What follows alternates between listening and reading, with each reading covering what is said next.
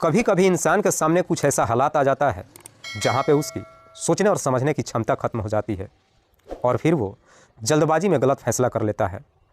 लेकिन मात्र उसकी एक छोटी सी गलती की वजह से न जाने कितने लोगों की ज़िंदगियाँ भी हमेशा के लिए बर्बाद हो जाती है। आज की भी कहानी में सेम कुछ ऐसी होता है।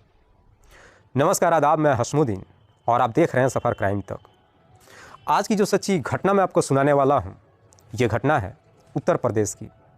उत्तर प्रदेश का एक ज़िला पड़ता है गोरखपुर और इसी गोरखपुर का एक थाना पड़ता है तिवारीपुर। बात कर रहा हूँ मैं 12 सितंबर की सुबह के करीब 5 बजे के आसपास। दरअसल एक व्यक्ति इसी तिवारीपुर थाने में फ़ोन करता है और पुलिस वालों से रोते बिलखते कहता है कि साहब, मेरा नाम सुनील सिंह है और मैं सूर्या बिहार का रहने वाला हूँ। दरअसल रात्रि के वक्त मेरे घर में कुछ बदमाश घुस आए थे और उन्होंने मेरे घर में लूटपाट ही नहीं किया है बल्कि मेरी पत्नी रेनू सिंह की हत्या भी कर दिया है। सुनील जैसी इस तरह की बातें पुलिस वालों से कहता है, पुलिस फ़ौरन अपने टीम के साथ सुनील के घर पे पहुंच जाती है, क्योंकि थाने से सुनील का घर मात्र 2 किलोमीटर की दूरी पे होता है। पुलिस जब सुनील के घर पे पहुंचती है, उसकी पत्नी की जब डेड बॉडी को देखती है तो मालूम चलता है कि रेनू कोई और नहीं बल्कि अजीत सिंह की सगी बहन है। अजीत सिंह जो GRPF थाने में सब इंस्पेक्टर पद की नौकरी करते हैं। इस बात की जानकारी जब अजीत सिंह को मालूम चलता है, अजीत सिंह भी अपनी बहन के घर पर पहुँच जाते हैं। चूँकि मामला एक पुलिस से जुड़ा हुआ था, इसीलिए पुलिस सबसे पहले रेनू की डेड बॉडी को चेक करती है तो मालूम चलता है कि रेनू के सर पे किसी भारी चीज़ से वार किया गया था।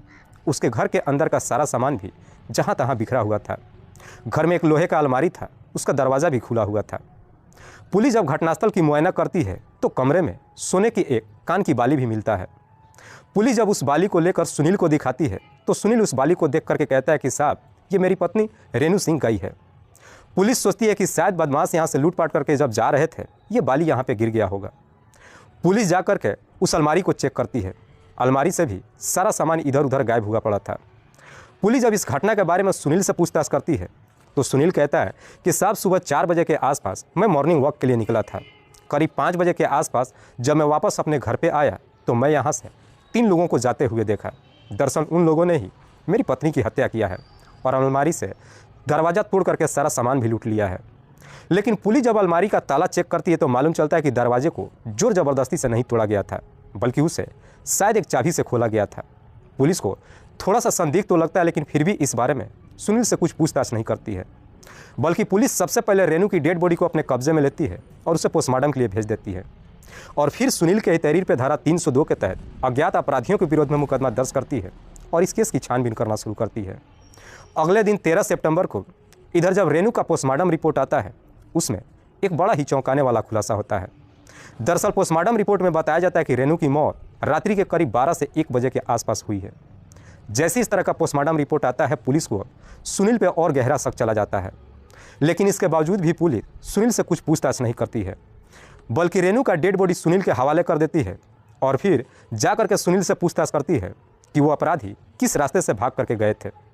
सुनील जब वो रास्ता बताता है, पुलिस उस रास्ते की CCTV को चेक करती है तो उस रास्ते में ही एक CCTV मिल जाता है।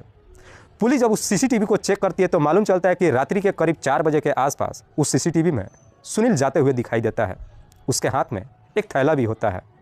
करीब 5 बजे के आसपास उधर से सुनील आते हुए भी दिखाई देता है, लेकिन उस वक्त सुनील के हाथ में वो थैला नहीं होता है। लेकिन वो तीनों अपराधी उस CCTV में कहीं दिखाई नहीं देते हैं। पुलिस को जैसे इस तरह का डिटेल्स मिल जाता है, पुलिस अब इसी डिटेल्स के आधार पर सुनील को थाने में बुला लेती है और फिर सुनील से उसकी पत्नी की हत्या के बारे में सख्ती से पूछताछ करती है। पुलिस जैसे ही अपना सख्ती दिखाना शुरू करती है, आखिरकार सुनील अपनी सच्चाई कबूल कर लेता है। सुनील पुलिस वालों के सामने रोते हुए कहता है कि साहब, मेरी पत्नी की हत्या मैं नहीं किया है। दरअसल मैं उसे मारना नहीं चाहता था, लेकिन मेरे सामने हालात ऐसा आ गया कि मैं मजबूर हो गया था। लेकिन सुनील जब इस हत्या की पूरी कहानी बताता है तो पुलिस उसे जवाब देते हुए कहती है कि तुमने जो भी अपराध किया है वो कतई माफ़ी के लायक नहीं है। सुनील के पिता का नाम है कालिका सिंह। कालिका सिंह जो संत कबीर नगर जिले के अंतर्गत मटौली गांव के रहने वाले हैं। सुनील इसी मटौली इलाके से अपनी पढ़ाई लिखाई करता है। उसके पिता जो एक सरकारी नौकरी करते हैं। लेकिन जैसे ही कालिका सिंह की सर्विस खत्म हो जाती है, इधर सुनील का भी अपनी पढ़ाई पूरी हो जाती है। उसके बाद से सुनील एक सरकारी नौकरी की एंट्रेंस एग्ज़ाम की तैयारी करना शुरू कर देता है। दरअसल सुनील बचपन से ही सरकारी नौकरी करने का सपना देख लेता है। सुनील अपनी तमाम कोशिश कर लेता है, लेकिन इसके बावजूद भी उसको नौकरी नहीं मिल पाती है। इसी बीच सुनील की रेणु सिंह से शादी भी हो जाती है। सुनील रेणु से शादी कर जब अपने घर में पत्नी को लेकर के आता है, सुनील के ऊपर और भी सारी जिम्मेदारियां बढ़ जाती है। उसके बाद से सुनील जब अपनी तमाम कोशिश कर लेता है, जब उसको नौकरी नहीं मिलती है, आखिरकार सुनील अपने पिता की मदद से एक बिजनेस की शुरुआत करता है। सुनील बिजनेस की शुरुआत तो करता है, लेकिन उस बिजनेस में भी सक्सेस नहीं हो पाता है। तब तक लगभग 2 साल का समय गुजर जाता है। इस बीच में सुनील का एक बेटा भी हो जाता है, जिसका नाम शिवम रखते हैं। लेकिन सुनील का बेटा जैसे इस दुनिया में आ जाता है, अब सुनील और काफ़ी परेशान हो जाता है और आखिरकार सुनील और उसकी पत्नी मिल करके एक फैसला लेते हैं और फिर अपने बच्चे को लेकर के गोरखपुर के सूरजकुंड में चले जाते हैं। दरअसल इसी सूरजकुंड में रेणु का भाई अजीत सिंह रहते हैं। रेणु जब अपने भाई के पास जाती है, अजीत सिंह अपनी बहन और बहनोई को एक किराए का कमरा दिलवा देते हैं। इसी सूरजकुंड में सुनील अपने पिता से कुछ पैसे लेकर के 2 ऑटो रिक्शा खरीद लेता है और दोनों गाड़ियों को सर्विस पे लगा देता है, जिससे सुनील अब ठीक ठाक पैसे कमाने लगता है। जब थोड़े बहुत पैसे की इनकम होने लगती है, उसके बाद से सुनील अपने बच्चे का भी एक अच्छी स्कूल में दाखिला करा देता है। समय बेहतर तरीके से गुजरने लगता है। पर जैसे ही कुछ साल का समय गुजरता है, आखिरकार सुनील की दोनों ऑटो रिक्शा भी जवाब दे देती है। उसकी दोनों ऑटो रिक्शा बंद हो जाती है और घर में आमदनी का भी रास्ता बंद हो जाता है, जिसकी वजह से सुनील के घर की माली हालत अब काफ़ी ख़राब हो जाता है। इसीलिए उसकी पत्नी अब ब्यूटी पार्लर का एक कोर्स करती है और फिर अपने ही घर में ब्यूटी पार्लर का दुकान कर लेती है, जिस दुकान से भी अब रेणु सिंह थोड़ी बहुत पैसे कमाने लगती है। लेकिन उससे घर का खर्च तो चल जाता है, लेकिन उनके शौक पूरे नहीं हो पाते हैं। इसीलिए रेणु अपने पति के ऊपर दबाव डालने लगती है कि तुम बाहर जा कर के कोई नौकरी करो।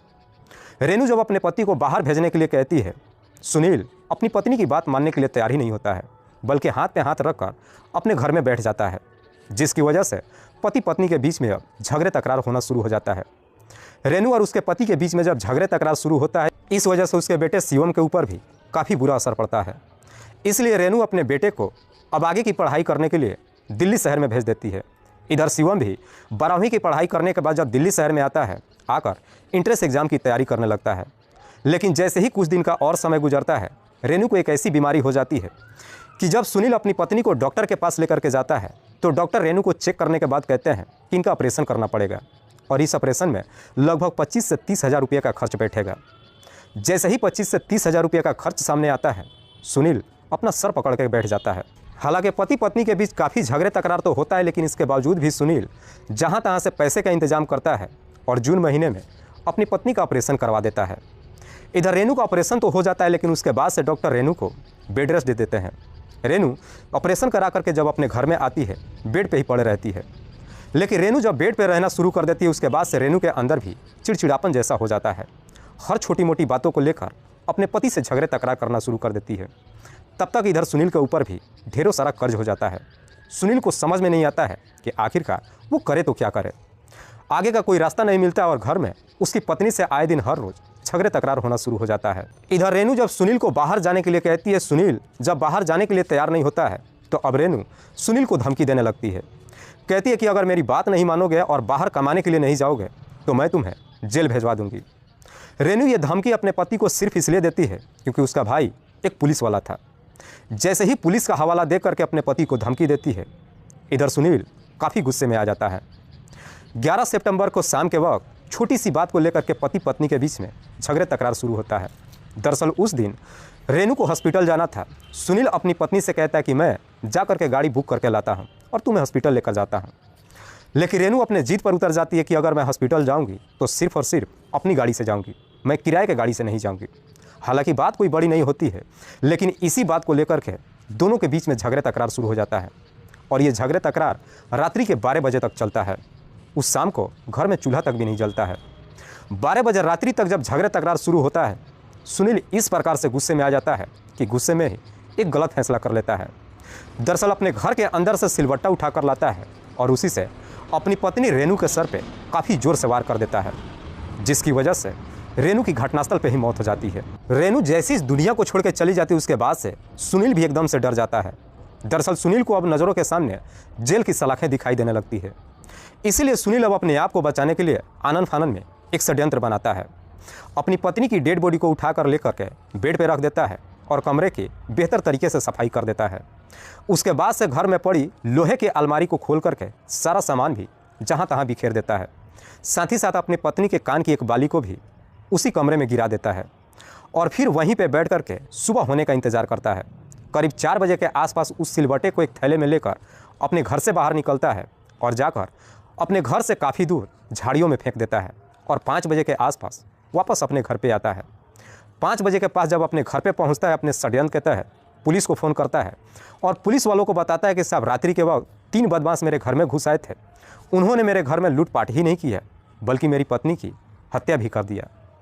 वाकई में सुनील जब ये पूरी कहानी पुलिस वालों को बताता है, पुलिस सुनील के तहरीर पे उसे अपने कस्टडी में लेकर अगले दिन जिला अदालत में पेश करती है, जहां से उसे जेल भेज दिया जाता है। दोस्तों, इस पूरी घटना के बारे में आप क्या सोचते हैं? आप अपनी राय हमें कमेंट बॉक्स में ज़रूर दीजिएगा। तब तक के लिए जय हिंद, जय भारत।